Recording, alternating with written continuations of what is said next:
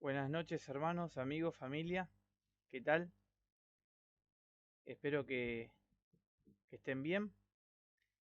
Esta noche quería hablar hacer un video corto sobre lo que está pasando dentro de la iglesia adventista. Estos 10 días de reavivamiento espiritual sobre el Espíritu Santo y sobre los 40 días, las 40 madrugadas que comenzó este domingo, ¿no? Que tiene que ver con Argentina ahora. Voy a hacer directo en este video y cortito, no más de 20 minutos, 25. Eh, Les quiero hablar un poco sobre lo que presenta la iglesia, la imposición que está presentando sobre este tema, un tema que tanto debate trajo y que tanta imposición, tanta enemistad trae con los hermanos. Es como que se despierta un odio terrible. Y hoy les quiero hacer una introducción. Luego hablamos del día 1, el día 2 y el día 3. Cortito voy a hacer directo, no vamos a estudiar versículo por versículo, pero yo quiero que me sigan lo que la iglesia quiere que le llegue a los hermanos, que le llegue al pueblo, ¿no? Los mismos líderes están insistiendo en algo que es un misterio, como sabemos que es un misterio el tema del Espíritu Santo, que su naturaleza es un misterio, pero que ellos imponen que vos tenés que creer a que sea un tercer Dios, una tercera persona, ¿no? Lo primero que quiero exponer es quién está detrás de Argentina Ahora 24/7. Esta Argentina Ahora, que es un libro de Alejandro Bullón, que, que cada día van poniendo, hacen videos y que buscan, digamos, la unidad, una unidad, y hablan del amor. Pero vamos a ver algo interesante de que quién está esto de Argentina Ahora 24/7. O sea, que quién es el que está detrás de todo esto. Tenemos que ser profundos nosotros, hermano. Tenemos que ser profundos y tenemos que saber qué estamos haciendo, digamos. ¿Por qué hay que orar por Argentina? ¿Qué es esto? Bueno, este movimiento es un movimiento ecuménico que fue introducido dentro de la iglesia adventista alrededor del año 2000-2001. Es decir, antes de ese año no estaba esto. O sea, estamos hablando de 26 años atrás, no hace mucho que está este movimiento. ¿Qué busca este movimiento? ¿Qué es lo que busca? Bueno, busca la paz y la unidad entre todos los religiosos, entre todos los cristianos. Y nosotros sabemos como adventistas de que esa unidad va a traer la unidad con quién? Con Roma, con la Iglesia Apostólica Romana. Eso es lo que dice la profecía, ¿no? Dice que el protestante le va a extender la mano a Roma. Y ahora, ¿qué hace este movimiento dentro de la iglesia adventista? Si Dios levanta el movimiento adventista para sacarlo de la apostasía de Babilonia, de la confusión, Dios levanta este movimiento para darle toda la verdad. Y pero ahora la iglesia adventista introduce a Babilonia dentro de la iglesia. La iglesia adventista se encuentra en este movimiento. Los que dicen de que la iglesia adventista no hace ecumenismo, muéstrenle esto lo que les voy a presentar. La iglesia adventista está dentro de este movimiento ecuménico. No se puede evitar. No puede negarlo. Y este movimiento se llama Asiera. ¿Alguna vez escucharon este movimiento Asiera? ¿Qué significa la palabra Asiera? Las siglas Asieras. Asiera significa, son siglas, ¿no? Que tiene que ver con la Alianza Cristiana de Iglesias Evangélicas de la República Argentina. Eso es lo que significa Siera, eso es lo que están detrás de este movimiento Argentina Ahora, ¿no? Y obviamente, dentro de este movimiento que la Iglesia Adventista se ha unido, se encuentran los pastores, los líderes, no son, digamos, inocentes a esto. Y uno de estos casos es Alejandro Bullón, el principal. El principal de todo esto el creador de este movimiento, uno de los más impulsores sobre este movimiento, es precisamente Alejandro Bullón, que es el que hizo este libro, escribió este libro para este propósito.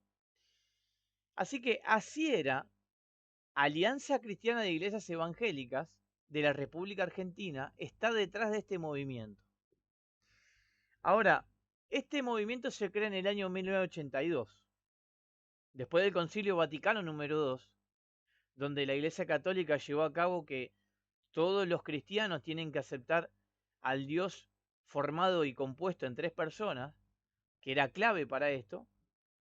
Este movimiento se crea luego del Concilio Vaticano, que se hizo en 1965. En 1980 recuerden que se instala la doctrina de la Santísima Trinidad de la mano del padre Ted Wilson y logra imponerlo como creencia, ¿no?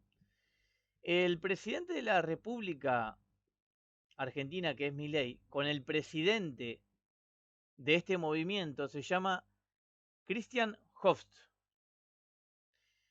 el presidente de Asiera, ¿no? Con Milei. Y te dicen, ¿pero qué tiene que ver? Sí, tiene que ver, hermano, porque nosotros no podemos tener relaciones con el Estado. La iglesia del Estado están prohibido. Y nosotros, ¿qué hacemos relacionándonos con gente que está dentro de la política? ¿Por qué están? Porque, hermano, obviamente que las profecías se están cumpliendo dentro de este tiempo y delante de nuestros ojos y no nos damos cuenta. Estamos tan dormidos, tan enceguecidos espiritualmente, como las vírgenes, que nosotros estamos haciendo honor a un movimiento ecuménico que busca la unidad con Roma. Y obviamente la unidad con el Estado, ¿no? Que eso es lo que nos lleva, digamos, a las profecías dicen eso, y nosotros estamos haciendo lo mismo que dijo Elena de White, traicionando el mensaje adventista. Dios nos levanta, nos saca de Babilonia, vamos y nosotros hacemos alianza con Babilonia. Increíble. Así que vamos a empezar a meternos con el día 1. El día 1 de este libro, ¿no? Nos habla de Primera de Pedro, el versículo que citan. Ustedes ven que hay una chica, ¿no? Dice día 1, madrugada, gracia y paz. ¿Cómo lograr la paz? El versículo que aparece, y escuchen bien, estén atentos cómo nos engañan, cómo tergiversan. ¿Cómo engañan, hermano? Pero es algo de que no aguantaba más en hacer este video, porque no puede ser, hermano, que nos engañen tan fácil. Y ustedes dicen, ¿pero qué tiene que ver la Trinidad en esto? Esperen, porque todo este movimiento ecuménico está basado en un Dios trino. Todo este movimiento que estamos viendo en Argentina ahora es la imposición para que vos creas en ese Dios que está compuesto entre personas. Primera noche, que esto fue el domingo, dice cómo lograr la paz. Citan Primera de Pedro 1:2. Voy a ser directo, según el propósito de Dios Padre, dice, y mediante la santificación del Espíritu, para obedecer a Jesucristo y ser limpiados con su sangre, que la gracia y la paz les sean multiplicadas, ¿no? ¿Quién es Dios acá? El Padre. Acá no está diciendo Dios Espíritu Santo, Dios Hijo. No, acá está diciendo Dios es el Padre que tiene un propósito, que es mediante la santificación del Espíritu Santo, que está correcto, está perfecto, pero acá no dice en ningún momento que Dios está compuesto por tres personas. Escuche porque ahora sigue. Más abajo cuenta la historia de Jacinto, un hombre maduro, que no tenía paz en su corazón porque no había entendido que la gracia de Jesús es capaz de hacer, que está bien, es bíblico, es correcto. Dice, sin gracia no hay paz. Dice a todos los Jacintos de esta vida, Pedro les dice que la gracia y la paz sean multiplicadas. Qué deseo maravilloso. Y ahora acá empieza la tergiversación. Escuchen. Hasta acá estamos bien. El apóstol afirma que en el otorgamiento de la gracia al ser humano están presentes el Padre, el Hijo y el Espíritu Santo. Ahí amén. Amén porque es correcto. El Padre, el Hijo y el Espíritu Santo trabajan en el plan de salvación. Amén. Correcto. Pero ahora escuchen. El concepto de tres personas en un solo Dios fluía con claridad en la iglesia primitiva. ¿Cómo? ¿Cómo el concepto de tres personas en un solo Dios fluía con claridad en la iglesia primitiva? ¿Dónde está el versículo que dice eso? Fíjense que está diciendo solamente palabras, este pastor, y está dirigiendo, está imponiendo, haciéndose ver como que la iglesia primitiva creía en un Dios formado en tres personas. Sigue diciendo, Pedro menciona en un solo versículo a las tres personas de la Divinidad.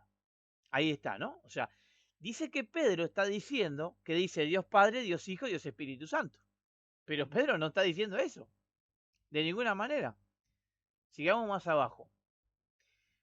¿Por qué Pedro reconoce la divinidad del Espíritu Santo? Ahí ya lo dan por hecho y ahí ya te metieron el tercer Dios, ¿no? Ya da por hecho que Pedro reconoció al tercer Dios. Porque cuando dicen Espíritu Santo, ellos están diciendo el Dios Espíritu Santo, ese tercer Dios que está separado del Padre y el Hijo, que es una persona literal, y vos lo tenés que adorar.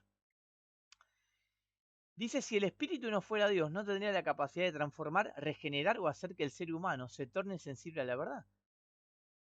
Pregunto, ¿es correcto que el Espíritu Santo es Dios? Claro que es Dios, porque es el Espíritu de Dios. Sencillo.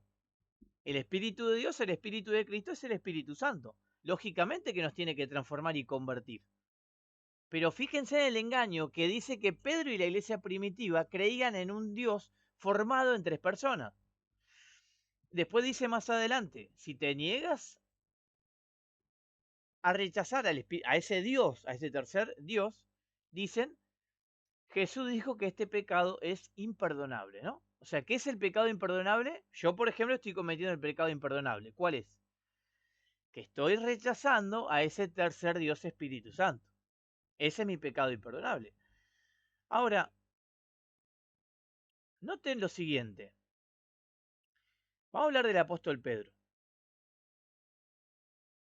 El apóstol Pedro, en el versículo 3, nos aclara bien para él quién era Dios. Dice, bendito el Dios y Padre de nuestro Señor Jesucristo, que según su gran misericordia, la misericordia de Dios, por medio de Cristo, nos hizo renacer para una esperanza viva, por la resurrección de Jesucristo de los muertos, para una herencia incorruptible, incontaminada e inmarchitable, reservada en los cielos para vosotros, que sois guardados por el poder de Dios mediante la fe, para alcanzar la salvación que está preparada para ser manifestada en el tiempo final. Miren qué sencillo el apóstol Pedro, ¿no? ¿Qué está diciendo? Que mediante la fe en Jesús somos guardados por el poder de Dios y alcanzamos la salvación que está preparada para manifestarse ahora en el tiempo final. Pedro tenía bien claro quién era el Padre y quién era Jesús. Pedro no creía en ese Dios formado en uno. Sobre el pecado contra el Espíritu Santo, Jesús dice esto, ¿no? Están citando Mateo 12. Por tanto os digo, todo pecado y blasfemia será perdonado a los hombres, pero la blasfemia contra el Espíritu Santo no será perdonada. Miren qué malo que es el Espíritu Santo, ¿no? Cualquiera que diga alguna palabra contra el Hijo del Hombre será perdonado. Yo puedo putear, puedo insultar a Jesús, que está todo bien. Él me perdona. Pero dice, el que hable contra el Espíritu Santo no será perdonado, ni en este siglo ni en el venidero. Ahora yo pregunto, ¿no? Si son iguales tanto Jesús como el Espíritu Santo, porque dice que forman un solo Dios, entonces llegamos a la conclusión que según la Santísima Trinidad, Jesús es bueno. Y no importa lo que yo le diga a Jesús. Total, Él me perdona. Yo lo puedo insultar. Lo puedo blasfemar que Jesús me perdona. Pero ¿cuál es el problema? ¿Y el Espíritu Santo qué pasa? ¿Es más estricto? ¿No me perdona? Son preguntas, hermano, que tienen que ver con esta incoherencia sobre la Trinidad, ¿no? Que el Espíritu Santo, según parece, que es más malo que Jesús. Pero se contradice porque si los tres son uno, ¿por qué alguien se puede y otro no? Le dejo esas preguntas para que la analicen. Ahora, ¿la iglesia primitiva creía en la Santísima Trinidad? No hay ningún versículo bíblico que diga que Dios está compuesto por tres seres o tres personas. Ningún versículo que diga Dios Hijo, Dios Espíritu Santo. Ninguno. Todos los que escriben el Nuevo Testamento, ustedes analizan versículo por versículo en el Nuevo Testamento, no van a encontrar un versículo que no diga que Dios es el Padre. Ningún versículo. Escuchen ahora, ¿de dónde nace todo esto, no? El Catecismo, número 245, escuchen. La fe apostólica relativa al Espíritu fue proclamada por el Segundo Concilio Ecuménico en el año 381. ¿Y cuál es la fe apostólica? Escuchen. Creemos en el Espíritu Santo, Señor y dador de vida, que procede del Padre. ¿Cómo le llaman al Espíritu Santo? Señor y dador de vida. ¿Cuándo se crea esto? En el Concilio 381, Constantinopla. Mire, sigue diciendo, el Espíritu Santo, que es la tercera persona de la Trinidad, es Dios. Acá está. ¿Se dan cuenta, no? ¿De dónde viene esto? Del Concilio Ecuménico año 381. Dice, el Espíritu Santo es la tercera persona de la Trinidad y es Dios. Es uno igual al Padre y al Hijo. Sigue más adelante. El credo del Concilio Constantinopla confiesa, acá está, con el Padre y el Hijo recibe una misma adoración y gloria. Así que si yo reconozco a este Dios Espíritu Santo, yo lo estoy adorando y glorificando. Estoy accediendo a lo que dice la Iglesia Católica, el Catecismo. En el número 251 del Catecismo dice, para la formulación del dogma de la Trinidad, la Iglesia debió crear una terminología propia con ayuda de nociones de origen filosófico. Ahí está, hermano, escuchen. Una terminología propia, dice que la Iglesia tuvo que crear para crear el misterio de la Trinidad. ¿Y qué creó? Ahí está, personas, relación, sustancia, etc. Así que cuando utilizan persona de la Trinidad, es un origen filosófico, porque en la Biblia no está. O en la Biblia está que dice tercera persona del... No. Por eso, la Iglesia Adventista ha agregado este misterio, porque miren lo que sigue diciendo. Al hacer esto, la Iglesia Católica dice, no era por la sabiduría humana, no, ellos son la Iglesia, los que tienen el poder de Cristo, ellos son la Iglesia elegida, la Iglesia Católica, así que por lo tanto ellos no tienen sabiduría humana, sino que tienen la sabiduría de Dios. Dice que, sino que daba un sentido nuevo a estos términos, destinados también a significar en adelante un misterio inefable, que es infinitamente de comprender, o sea, no se puede comprender. ¿Por qué? Porque es un misterio. Cuando uno le pregunta a un pastor adventista, ¿y por qué esto de la Trinidad? Es un misterio. De acá nace el misterio. Del número 251 del Catecismo. Ellos lo crearon. Primero de Pedro 4:14, no lo voy a leer, pero él dice, el Espíritu de Dios reposa sobre vosotros. En 1 de Pedro capítulo 1, versículo 11 dice, el Espíritu de Cristo es el que escudriña qué persona y qué tiempo indicaba las profecías. Y más adelante, en el mismo capítulo 1, lo dice, pero por el Espíritu Santo. Así que Pedro creía que el Espíritu de Dios, el Espíritu de Cristo, era el Espíritu Santo. Vamos al día 2, rapidito. A ver qué nos dice el día 2. El día 2, hermanos, nos habla de, esto fue ayer a la noche, que se dio, y el título del día 2 dice, Padre, Hijo y Espíritu Santo. ¿Quién nos guía a la verdad? Ahí están, los tres dioses, o un dios en tres. Padre, Hijo y Espíritu Santo. ¿Quién nos guía a la verdad? Vamos a leerlo. Citan Juan 16:13, pero cuando venga el Espíritu de verdad, Él los guiará a toda la verdad. Noten esto. Porque no hablará por su propia cuenta, sino que hablará todo lo que oiga y les hará saber las cosas que ha de venir. Él me glorificará, voy a marcar esto, Él me glorificará, porque tomará de lo mío y se los hará saber. ¿Bien? O sea, el Espíritu de verdad nos va a saber, nos va a hacer saber. Ahora, vamos a parar acá. Si ustedes siguen leyendo, porque ellos cortaron el versículo 15. Sigue el versículo diciendo y dice, todo lo que tiene el Padre es mío. ¿De quién es lo que tiene el Padre? De Jesús, el Hijo de Dios. Por eso dije que tomará de lo mío y os lo hará saber. ¿Quién es, hermano, que iba a tomar de Cristo y nos iba a saber? El Padre, hermano. El Padre nos va a hacer saber. Porque el Padre dice que nos atrae y nos lleva a Cristo, nos hace ver la cruz. Jesús dijo, nadie puede venir a mí si no fuese por el Padre que nos atrae. Fíjense en cómo, hermano, tergiversan para hacernos creer que es el tercer Dios Espíritu Santo que nos atrae. Pero no, hermano, es el Espíritu de Dios. Es el mismo Padre que nos atrae a Cristo, hermano. En 2 Corintios 3:17 dice, el Señor es el Espíritu y donde está el Espíritu del Señor, allí hay libertad. ¿Quién es el Espíritu? El Señor. Y dice Juan 4:24 que Dios es Espíritu, por lo tanto se hacen presentes el Padre e Hijo a través del Espíritu. No hay que darle más vuelta, hermano, a esto. Seguimos leyendo, seguimos bajando. Cuando seguimos bajando, siempre fíjense que cuenta una historia muy bonita, porque nos mezcla los sentimientos para que,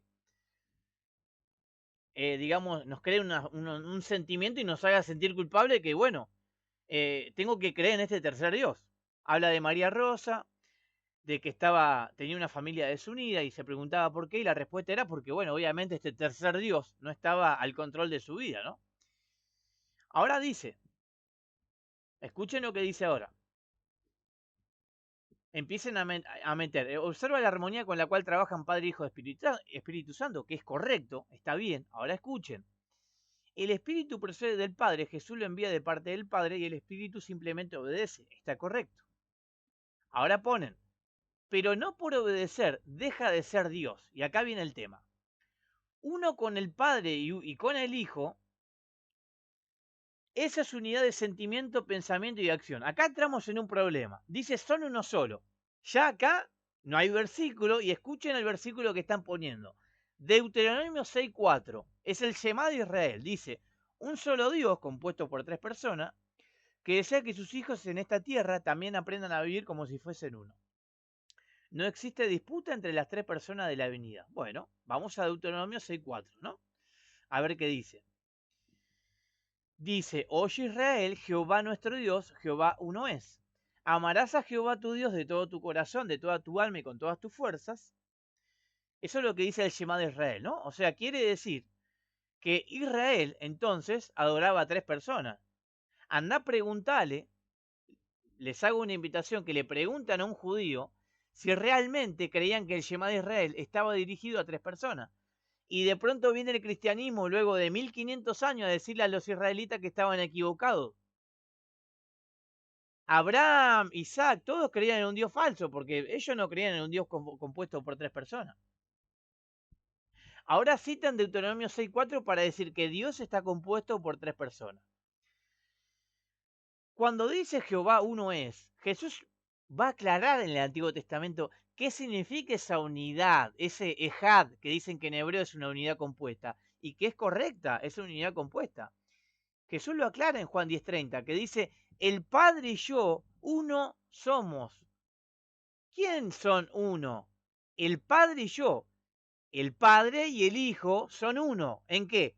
En carácter, en propósito, en pensamiento, en unidad. Cuando siguen ese versículo, los judíos, dice, volvieron a tomar piedras para apedrearlo. ¿Por qué lo querían apedrear a Jesús, hermano? Porque él se hacía igual a Dios, porque era el Hijo unigénito de Dios. Por eso lo querían apedrear. La unidad, hermano, era entre Jesús y el Padre, y ellos nunca aceptaron esa unidad, nunca reconocieron que Jesús era el Hijo de Dios. Por eso lo querían matar, y por eso lo mataron. Y hoy estamos pasando la misma situación. No aceptamos que Jesús es el único igual al Padre. Y eso es lo que nos quieren imponer, que Jesús precisamente no sea el único igual al Padre, sino que venga otro. Jesús responde, hermanos, ¿cuántos dioses son tres o uno? En Marcos 12, en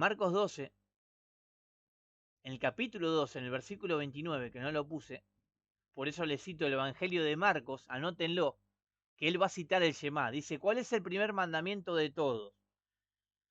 Jesús le responde, hablando con un escriba, ¿no? El primero de todos los mandamientos es, oye Israel, el Señor nuestro Dios, el Señor uno es. Y amarás al Señor tu Dios con todo tu corazón, toda tu alma, etcétera. Le cita el Shema. El segundo es semejante, amarás a tu prójimo como a ti mismo. Ahora escuchen lo que dice en el versículo 32. Entonces el escriba le dijo, bien maestro, verdad has dicho, que uno es Dios y no hay otro fuera de él. ¿Qué le dijo el escriba? No, estás equivocado. Nos enseñaron que Dios es tres. No. Jesús se encargó, hermanos, y el escriba entendió que Dios era uno y no hay otro fuera de él. ¿Por qué? Porque Jesús salió del Padre. Por eso no hay otro fuera de él. Al día 3, para terminar. Bueno, y acá sigue diciendo, para terminar el día 2, dice, las personas que no aceptan la divinidad del Espíritu Santo discuten tanto y siembran tanta discordia. O sea, hermano, sintámonos orgullosos porque nos tratan de crear discordia por no creer en la Santísima Trinidad, en el tercer Dios. Así que, obviamente, estoy haciendo este video, estoy creando discordia entre los hermanos, por lo tanto, soy un enemigo de la Iglesia y próximamente del Estado. Lo voy a hacer. ¿Por qué? Porque estoy creando discordia. Así que es peligroso. Y me olvidé de decirle que en el final, escuchen esto, en el final, en el día 1, se me fue, pero noten el día 1, que es algo muy importante esto que se me pasó, que nos manda, ahí cuando dice tiempo con Dios, ¿con qué Dios? Dice, dedica unos minutos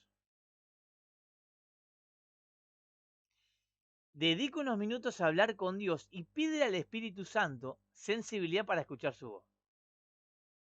Ahora, yo tengo que hablar con el Espíritu Santo. Tengo que hablar con ese Dios, con ese tercer Dios. Qué peligro, hermanos, esto.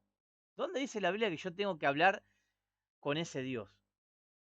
Lo que dice la Biblia, hermanos, es pedirle al Padre por el Espíritu Santo. ¿Cómo le voy a pedir al Espíritu Santo a un Dios que no existe? A una persona que no existe. ¿Quién me va a contestar? Ahora vamos a ver, para terminar, quién va a contestar esa oración que yo estoy pidiendo. La iglesia nos dice, hermanos, de que nosotros tenemos que pedirle al Dios Espíritu Santo que nos guíe.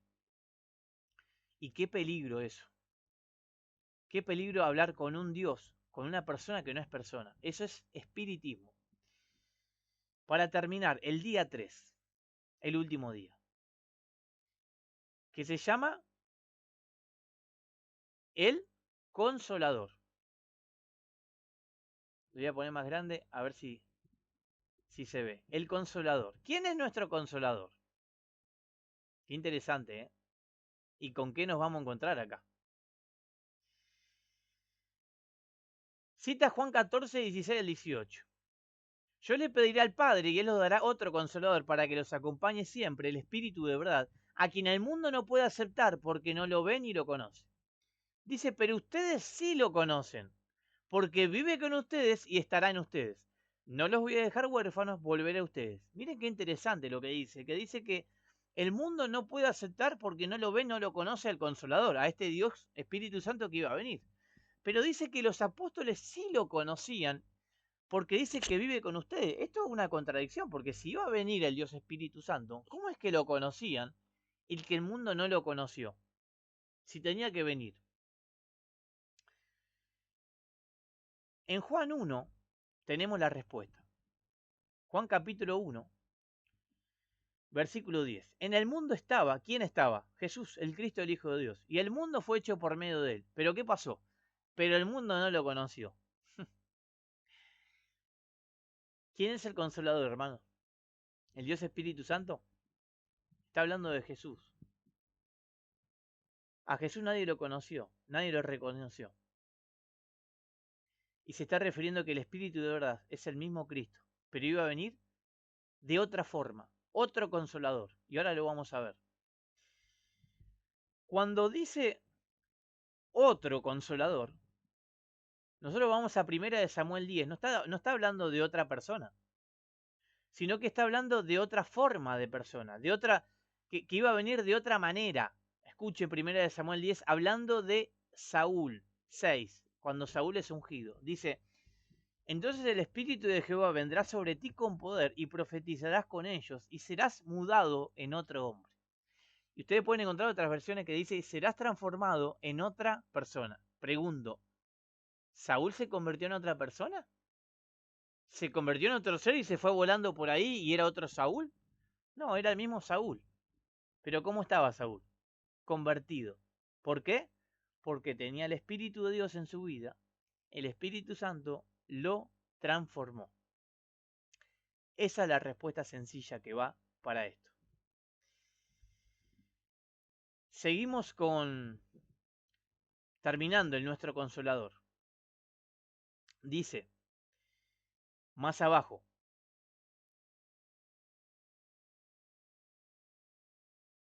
cuando habla de Pedro Enrique, su esposa tuvo un accidente de tránsito, ¿no? Siempre la idea de la historia es conducirnos al Dios Espíritu Santo. Dice, acá viene otro ataque. Miren, todos los días hay un ataque para los que no creen en este Dios.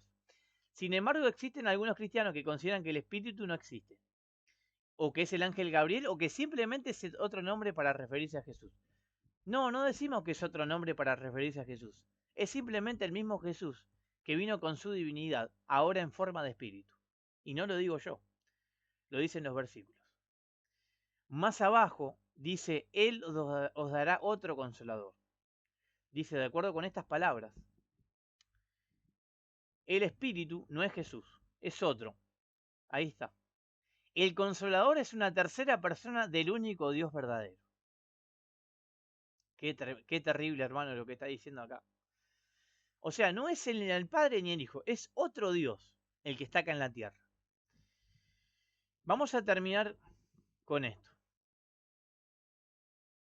Hay muchos versículos, no los voy a leer todos, pero se los voy a dejar para que lo lean, donde la Biblia aclara, porque fíjense en que ahí no hay versículo. Tenemos 1 Corintios 8:6, Juan 17:3, donde nos habla del Dios único y verdadero. Y voy a terminar con este versículo, ¿no? El peligro de la salvación, hermano, lo importante que es todo esto. ¿Qué significa rechazar al Dios único y verdadero, que solamente es uno, que se ha revelado en su Hijo, el único igual a Dios? En Juan 5:43 Jesús nos dice, yo he venido en nombre de mi Padre y no me recibís. Si otro viniera en su propio nombre, a ese sí recibís. ¿Cómo podéis vosotros creer? Pues recibís gloria los unos de los otros y no buscáis la gloria que viene del Dios único. Jesús sabía bien quién era ese Dios único. Era su propio Padre, ese mismo Padre, ese mismo Dios que es para nosotros. Hermanos, el problema de todo esto no es atacar a la iglesia nunca, jamás. Esta es la iglesia del Señor, por eso la vamos a defender, inclusive si fuera necesario hasta la muerte. La verdad no se vende, el mensaje de bendita no se va a vender, va a seguir hasta que venga Cristo. Y hoy es el momento, hermano, de levantarnos con este engaño, exponer, desenmascarar este engaño, quiénes son los que están engañando al pueblo. Y el peligro, hermano, está en juego la salvación de nuestros hermanos, de recibir a otro Dios que nos están falsificando. Y si nosotros no hablamos, vamos a ser cómplices, porque ¿por qué no hablamos? Porque fuimos cómplices del engaño. Ah, no me gusta quedar mal con la iglesia, no me gusta exponerme. Hermano, olvídense de la reputación. Vamos a ser llamados fanáticos, extremistas, engañadores, que digan lo que quieran, no importa. Lo más importante es ser leal a su palabra y a su mensaje. Hermanos, el peligro de recibir a otro, nos dice Jesús, precisamente es glorificarlo y adorarlo. Y obviamente, hermanos, de que ese tercer Dios Espíritu Santo es el mismo Lucifer que viene con su propio nombre, el Dios Espíritu Santo, precisamente, y viene a engañar al pueblo de Dios. De hecho, lo está haciendo, ¿no? Donde va a lograr que en la tierra y en el pueblo adventista, los que lo acepten, van a ser adorados, Apocalipsis 13. Les dejo esta visión de Elena de White, que la tienen que estudiar, está en Primeros Escritos, el fin de los 2300 días, donde ella ve dos compañías y una compañía dice que oraba, le pedía al Padre y dice que Jesús soplaba y en ese aliento había luz, poder, mucho amor, gozo y paz. Era el aliento de Cristo y que era el Espíritu Santo. Pero ella ve una segunda compañía que dice que oraba pensando que era Dios, pero en realidad dice que el Espíritu Santo estaba siendo falsificado por el mismo Lucifer con el objetivo de engañar al pueblo de Dios hasta que termine el sellamiento y pase el tiempo de preparación y encontrarse como las vírgenes dormidas. Hermanos, se me pasó un poco el tiempo. Que el Señor bendiga a cada uno de los que estuvieron viendo este video. Repito, es el momento de hablar y de pararnos quiénes son los adventistas del séptimo día. Es el momento de hablar, hermano. No tenemos que callar. Y es más, estoy imprimiendo las hojas con todo esto expuesto para empezar a imprimirlo y a empezar a repartirlo a todos los hermanos dentro de las iglesias adventistas. Lo vamos a repartir. No nos dejan entrar, estaremos afuera repartiendo. Pero es momento, hermano, de decirle a los hermanos que se está jugando con la salvación. Y se está perdiendo la salvación. Esta es la gravedad. Y no importa que nos echen, no importa que llamen a la policía. No importa. Lo que importa es que los hermanos vean y que estamos preocupados por la salvación de todos los que están dentro de la iglesia. Por los pastores, por los líderes, por todo. Que empiecen a despertar, que se empiecen a armar debates, hermano. Debate en el nombre del Señor. ¿Cómo puede ser, hermano, que nos echen así de la nada sin dejar defendernos? La gente se tiene que preguntar qué es lo que está pasando. Esto está relacionado con el domingo, con la marca de la bestia. Y el sábado 11 de marzo voy a hablar de la Trinidad con la marca de la bestia. Y la semana que viene voy a preparar un video. ¿Qué significa estos 40 días? Porque muchos piensan que, bueno, los 40 días es porque Jesús desayunó, porque Jesús ayunó en el desierto, o porque Moisés bajó con las tablas de Dios, y entonces por eso hacemos 40 días. No, hermano. Los 40 días es mucho más profundo, y la semana que viene lo voy a exponer. Que el Señor los bendiga a cada uno, y que tengan una bendecida noche.